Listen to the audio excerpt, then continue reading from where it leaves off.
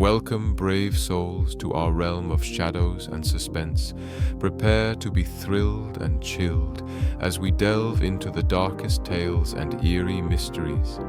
Enter if you dare, and let the horror begin. The job at the gas station was a blessing when they called me, but it would become something of a megrim before I finally quit.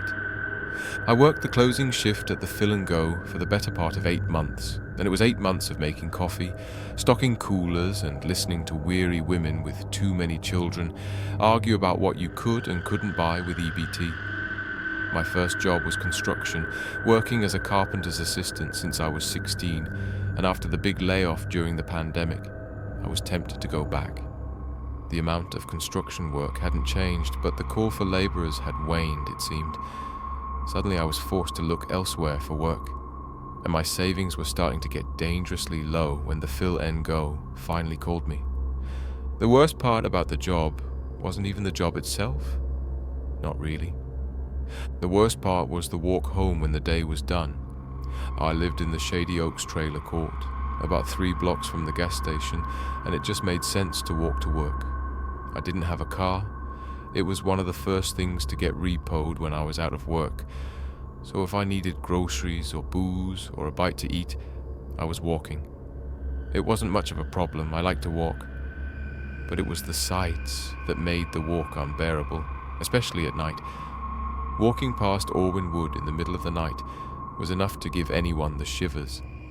Orwin Wood had existed long before the children's home that had given it its name, but the long-gone orphanage was why it was infamous. Established in 1890, Orwin Children's Home was a place for cast-off children from all over. The rambling plantation home, lovingly donated by Mrs. Orwin before she died, boasted 30 acres, complete with a barn, fields for growing, a pond for fishing and swimming, and a lot of room for rowdy, growing children. At its peak, it had held some 120 kids and had been a place of new beginnings and fresh starts for many lost boys and girls. Those were not the reasons it was remembered, however. The reason it was still whispered about in fireside stories was the Fire of 42. By 1942, the orphanage had fallen into disrepair. They had some 30-odd children they were caring for, and the consensus was that the fire may have been set for reasons of insurance fraud. Others claim it was a candle that was left lit after bedtime or a stray spark from the fireplace, but however it was started, the results had been devastating. 30 people lost their lives in the fire, 25 of them children. And that was when the stories began. You could still see the ruins of the children's home as it hulked in the overgrowth, reclaimed by the forest after the blaze, and the area around the hulk was supposed to be haunted. Lots of people had seen ghostly apparitions, handprints in the dirt on their cars, or had toys glide into the road without warning. The Orwin Woods played into a lot of local legends, and it was widely agreed upon to be a very haunted place. I explain all this so you understand why I might have been a little eager to get home on my evening walks. Nothing strange had ever happened to me. Nothing besides that feeling of unseen eyes watching you, until last night. Last night I got off work to find about a foot of fresh snow on the ground. It had been expected. I had watched it come down all day as I rang up coffees and gas for customers. I had walked to work through flurries earlier that day and had dressed accordingly. Still, I thought, as I pulled my hood up and turned to lock the doors behind me, that wouldn't stop it from being a cold, wet walk home. The dark gas station disappeared behind me as I started schlepping home, tonight's cigarette already between my teeth. It's a terrible habit, I know, but it's about the only vice I can afford to have these days. Tonight, however, I was having a hell of a time getting the tip lit. Every time I would lift my lighter to spark it, the wind would pick up and blow my little flame out. Cold as it was, however, the shiver that passed up my neck had nothing to do with it as I came, even with Orwin Woods. I tried not to look as I walked past, the forest a dark shadow on my left. Like almost any night, I could already feel those phantom eyes as they marked my passing, and I kept my gaze firmly ahead. My grandma had always told me that when you sense the supernatural taking notice of you, it's best not to let it know you see it. Some things don't like being seen, Bug. Remember that, she would say, and it made a lot of sense on nights like tonight.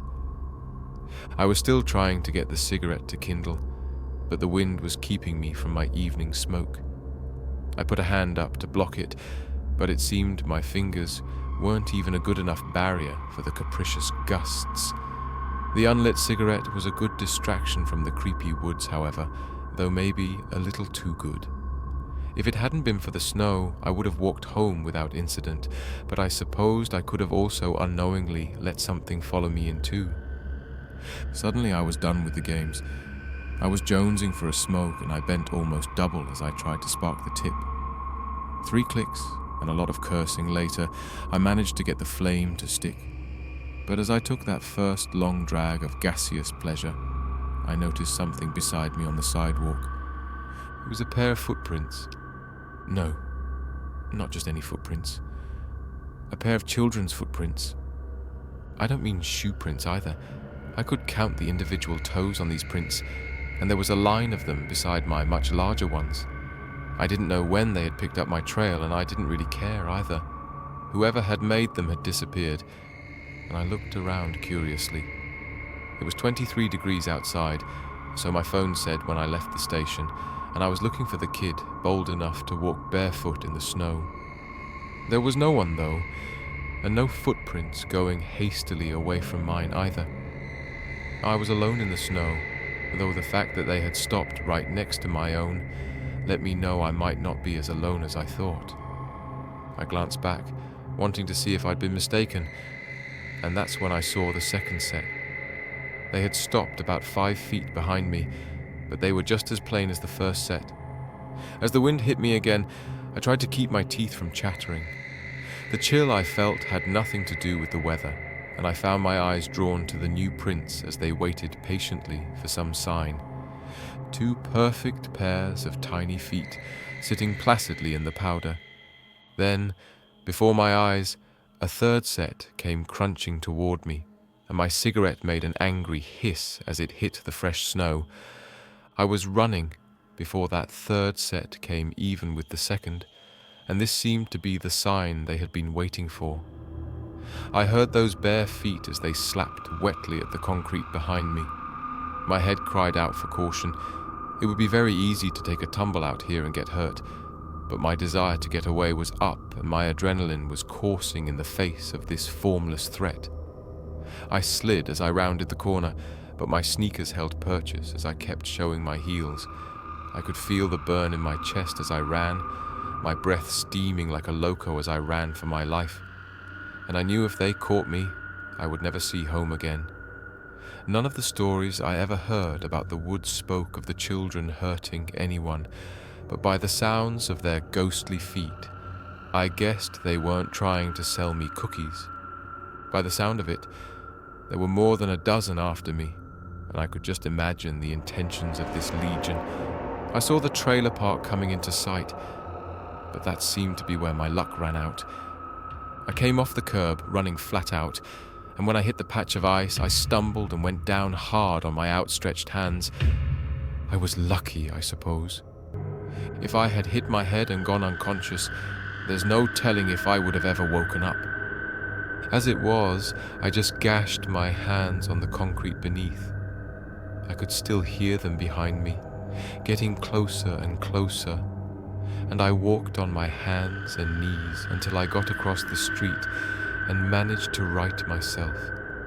I was running up the narrow walkway, dashing between the trailers as I saw my faded red one coming into sight.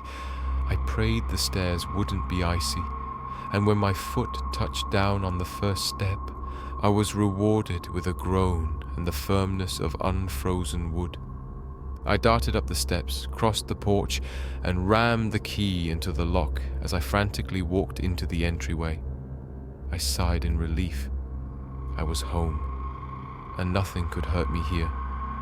I turned to slam the door, the screen door not feeling quite firm enough, but my hand stopped. I saw my breath as it came puffing out, and it felt as if it were thicker than usual. There were dozens of footprints in the snow outside my trailer. Some were in the yard, some were on the porch, but all of them led to my front door.